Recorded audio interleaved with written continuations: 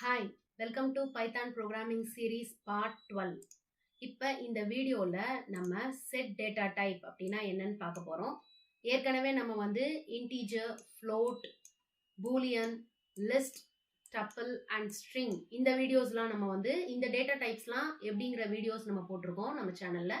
இப்போ நம்ம வந்து set data type அப்படின்னா என்னன்னு பார்க்கலாம்.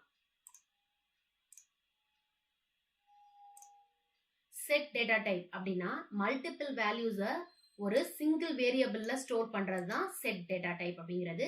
இதை நம்ம எப்படி டிஃபைன் பண்ணுவோம் அப்படின்னா curly brackets யூஸ் பண்ணி டிஃபைன் பண்ணுவோம். அண்ட் இது unordered. ஏன் unordered அப்படின்னா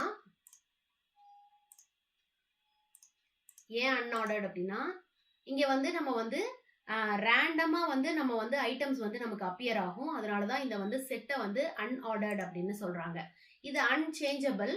ஆனா வந்து நம்மளால வந்து ஒரு புது ஐட்டத்தை ஆடோ ரிமூவோ பண்ண முடியும். அதே மாதிரி இங்க வந்து டூப்ளிகேட் வேல்யூஸ் அலோ ஆகாது. அண்ட் வந்து இதுல வந்து எந்த டேட்டா டைப் வேணாலும் நம்ம வந்து செட்குள்ள கொடுத்துக்க முடியும். அண்ட் இதை நம்ம கன்ஸ்ட்ரக்டர் யூஸ் பண்ணியும் நம்ம வந்து ஒரு செட்டை மேக் பண்ண முடியும். இப்போ வந்து நம்ம எக்ஸாம்பிள்ஸ் பார்க்கலாம்.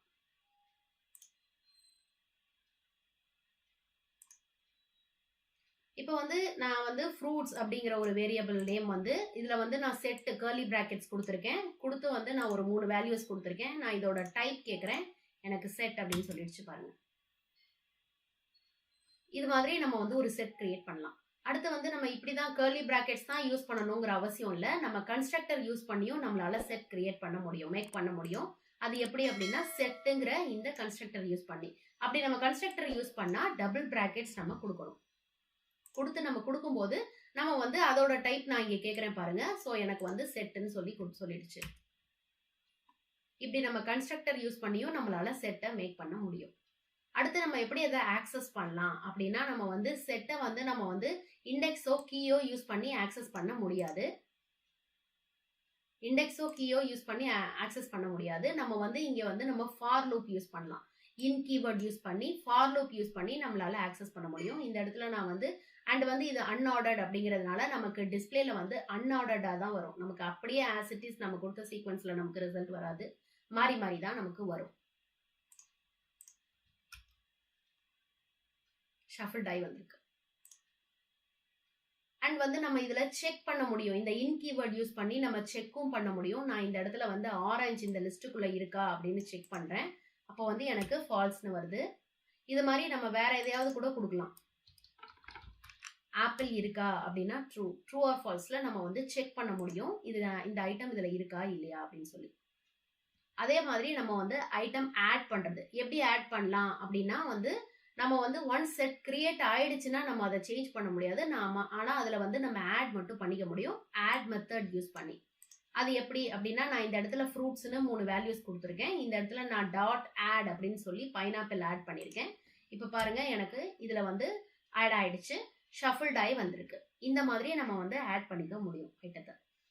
அண்ட் வந்து இப்போ வந்து நம்ம வந்து ஒரே ஐட்டம் தான் ஒரு டைப் மட்டும் தான் கிடையாது. நம்ம மிக்ஸ்டு செட்டாகவும் கொடுக்கலாம். இங்க பாருங்க நான் வந்து ஸ்ட்ரிங் கொடுத்துருக்கேன், பூலியன் வேல்யூஸ் கொடுத்துருக்கேன், நம்பர்ஸ் கொடுத்துருக்கேன். இந்த மாதிரியும் நம்ம வந்து மிக்ஸ்டா வேல்யூஸ் வந்து கொடுக்க முடியும் செட்டுக்குள்ள.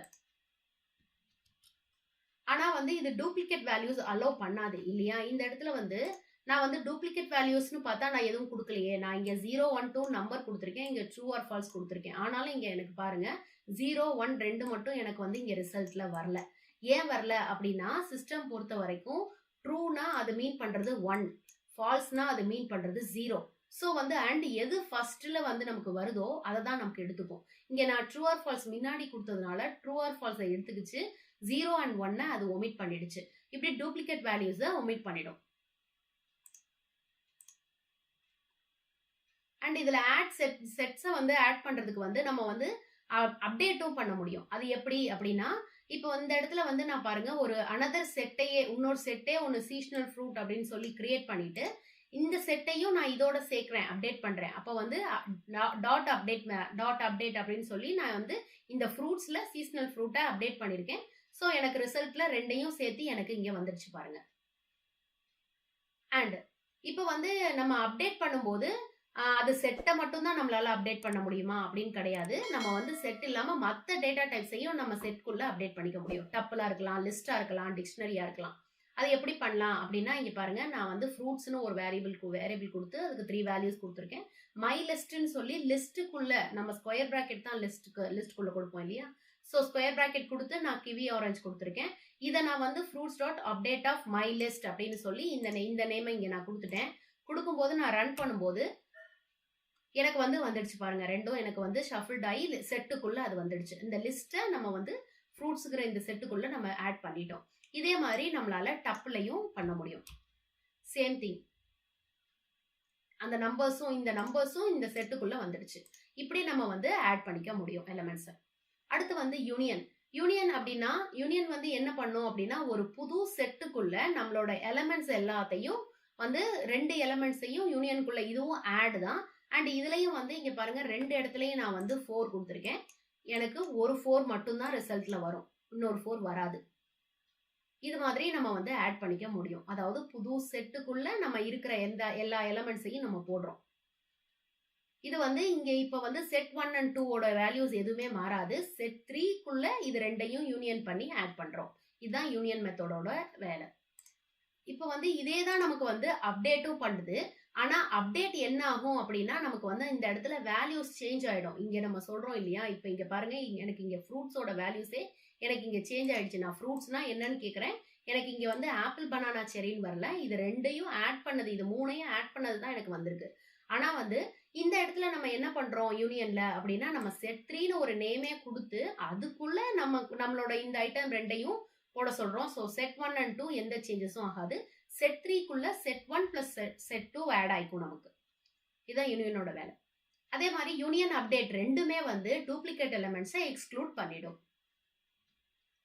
அடுத்து ரிமூவ் பண்றதுக்கு நம்ம செட்ல வந்து எப்படியெல்லாம் ரிமூவ் பண்ணலாம் அப்படின்னா, ரிமூவ் மெத்தடு, டிஸ்கார்டு, பாப்பு, கிளியரு, டெல் கீவேர்ட், இப்படி 5 டைப்ல நம்ம வந்து ரிமூவ் பண்ண முடியும்.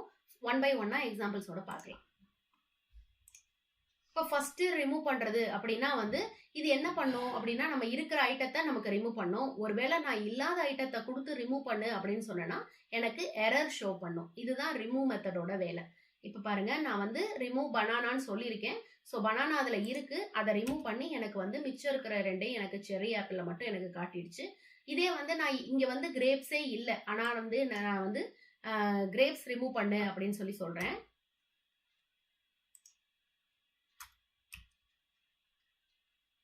கிரேப்ஸ் ரிமூவ் பண்ணுன்னு சொல்கிறேன், எனக்கு எரர் சொல்லுது, கிரேப்ஸே இல்லை அப்படின்னு சொல்லி சொல்லுது. ஸோ இப்படி வந்து நமக்கு எரர் காட்டும் ரிமூவ்ல, நம்ம இல்லாத ஒரு ஐட்டத்தை கொடுக்கும்போது. ஆனா வந்து இங்க டிஸ்கார்ட் மெத்தடும் அதே தான். நம்மளோட ஐட்டத்தை வந்து நம்ம கொடுக்குற ஐட்டத்தை அதை ரிமூவ் பண்ணும். ஒருவேளை இல்லாத ஐட்டத்தை நம்ம கொடுத்தோம்னா நமக்கு எந்த எரரும் காட்டாது.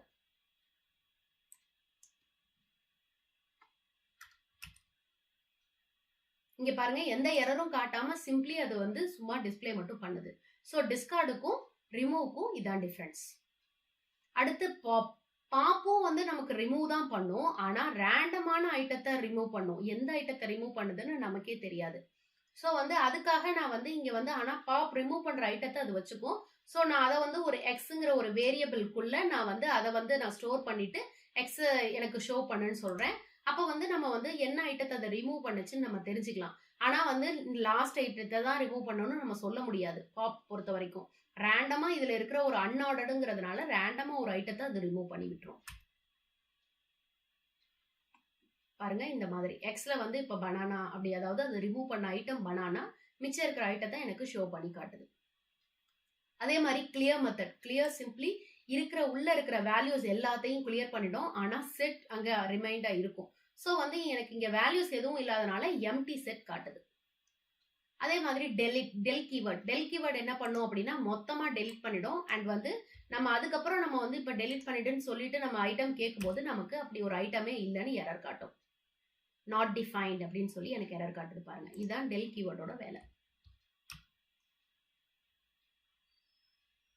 அடுத்தது வந்து இப்ப நமக்கு டூப்ளிகேட்ஸ் மட்டும் வேணும் அப்படின்னா என்ன பண்ணலாம் அப்படின்னா, இன்டர்செக்ஷன் அப்டேட் அப்படிங்கிற மெத்தட் யூஸ் பண்ணலாம். இப்படி யூஸ் பண்ணும்போது ரெண்டுலயும் இருக்கிற ஐட்டத்தோட இன்டர்செக்ஷன் எது வந்து ரெண்டுலையும் காமனா இருக்கோ டூப்ளிகேட்ஸ் இருக்கோ அதை மட்டும் நமக்கு வந்து ஷோ பண்ணி காட்டும். இதுதான் வந்து அதாவது இந்த இடத்துல என்ன ஆகுது அப்படின்னா நான் எக்ஸ்ன்னு சொல்லி 3 வேல்யூஸ் கொடுத்துருக்கேன், ஒய்ன்னு சொல்லி 3 வேல்யூஸ் கொடுத்துருக்கேன். ஆனா இந்த இடத்துல எக்ஸ் டாட் இன்டர்செக்ஷன் அப்டேட்னு சொல்லி ஒய் சொல்றேன். இந்த இடத்துல என்ன ஆகும், எனக்கு எக்ஸோட வேல்யூவே இது ரெண்டுலையும் என்ன காமன் இருக்கோ அப்படின்னு சேஞ்ச் ஆயிடும். நான் இந்த இடத்துல பிரிண்ட் டெக்ஸ்ட் கேட்கும்போது பாருங்க எனக்கு ஆப்பிள்னு சேஞ்ச் ஆயிடுச்சு. இதோட வேல்யூவே சேஞ்ச் ஆகி இன்டர்செக்ஷனா இருக்கிற வேர்ட்ஸ் மட்டும் இன்டர்செக்ஷனா இருக்கிறது மட்டும் வேல்யூஸ் மட்டும் எனக்கு இந்த இடத்துல எக்ஸ்ல சேவ் ஆயிடுது. இதுதான் இன்டர்செக்ஷன் அப்டேட்டோட வேலை. இதே இன்டர்செக்ஷன் மெத்தடும் இதே தான் பண்ணும். ரெண்டுலையும் காமனா என்ன இருக்கோ அதை எடுத்துக்கும்.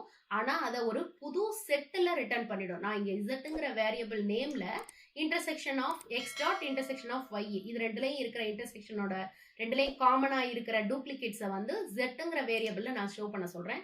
இப்போ ஜெட் கேட்கும் போது எனக்கு பாருங்க ஆப்பிள்னு வந்துடுச்சு. இதுல வந்து எனக்கு எக்ஸ் ஒய் ரெண்டுமே மாறாது. பாத்தீங்களா, எக்ஸோட வேல்யூஸ் எனக்கு சேஞ்சே ஆகல. அடுத்தது வந்து எனக்கு வந்து எல்லா வேல்யூஸும் வேணும், ஆனா டூப்ளிகேட்ஸ் எனக்கு வேண்டாம் அப்படிங்கிற பட்சத்துல நம்ம வந்து symmetric difference update method use பண்ணுவோம். இந்த இடத்துல வந்து என்ன ஆகும், நம்ம நார்மலா வந்து இப்போ வந்து எக்ஸ் ஒய்னு இப்படி ரெண்டை கொடுத்துட்டு நம்ம இது பண்ணா என்ன ஆகும், ரெண்டு இடத்துல ஆப்பிள் இருக்குன்னா ஒரு ஆப்பிளை மட்டும் நமக்கு எடுத்து ரிசல்ட்ல காட்டும். ஆனா இது வந்து என்ன பண்ணாலும் டூப்ளிகேட் மொத்தமா எடுத்துரும், டூப்ளிகேட்டே நமக்கு வராது. இந்த இடத்துல வந்து இதுவும் அதே தான் எக்ஸ் டாட் அப்படின்னு சொல்லிடுறேன். ஸோ எக்ஸோட வேல்யூவை அதை சேஞ்ச் பண்ணிடுது. சேஞ்ச் பண்ணி இது ரெண்டுலையும் காமனா இருக்கிறத டூப்ளிகேட்ஸை எடுத்துட்டு மிச்சம் இருக்கிற எல்லா வேல்யூஸையும் எனக்கு ஷோ பண்ணி காட்டும், அதாவது சேவ் பண்ணிடும். இதுவும் சிமெட்ரிக் டிஃபரன்ஸ் அப்டேட்டும் சிமெட்ரிக் டிஃபரன்ஸும் ரெண்டும் ஒரே மாதிரி தான். இங்கேயும் வந்து நம்ம இசட்டுங்கிற ஒரு புது செட்டுக்குள்ள நம்ம வந்து நம்மளோட அந்த வேல்யூஸை ஸ்டோர் பண்ணிக்கிறோம். அதாவது ரெண்டுலையும் காமனா இருக்கிறத டூப்ளிகேட்ஸை எடுத்துட்டு மிச்சம் எல்லாத்தையும் நமக்கு இங்க ஷோ பண்ணி காட்டுது. அண்ட் அதுக்கு அதை பொறுத்த வரைக்கும் ட்ரூ 1 ஃபால்ஸ் அண்ட் 0 எல்லாம் சேம் தான் இல்லையா. ஸோ நான் இந்த இடத்துல ட்ரூன்னு கொடுத்துருக்கேன், இந்த இடத்துல 1 கொடுத்துருக்கேன். ஸோ அது ரெண்டையுமே எனக்கு எடுத்துட்டு ட்ரூ 1 ரெண்டையுமே எடுத்துட்டு மிச்சம் எல்லாம் எனக்கு வந்திருக்கு பாருங்க. இதுதான் சிமெட்ரிக் டிஃபரன்ஸோட வேலை. அண்ட் இந்த மாதிரி வந்து நிறைய பில்ட்-இன் மெத்தட்ஸ் இருக்கு. இதுல சிலதை தான் நம்ம எக்ஸாம்பிள்ல பார்த்தோம். இன்னும் நிறைய இருக்கு. நீங்க இதுல வந்து நிறைய நீங்க வந்து ஒர்க் பண்ணி பார்த்தீங்கன்னா உங்களுக்கு ஈஸியா புரியும். ட்ரை பண்ணி பாருங்க. ஐ ஹோப் இந்த வீடியோ புரிஞ்சிருக்கும்னு நினைக்கிறேன். இந்த வீடியோ பிடிச்சிருந்தா லைக் பண்ணுங்க, ஷேர் பண்ணுங்க. அண்ட் இதே மாதிரி எஜுகேஷனல் ரிலேட்டட் வீடியோஸ் பார்க்க நம்ம பெனாசிர் எஜுகேஷன் சேனலை சப்ஸ்கிரைப் பண்ணுங்க. அப்படியே அந்த பெல் ஐக்கானை தட்டி விட்டுருங்க. பாய்.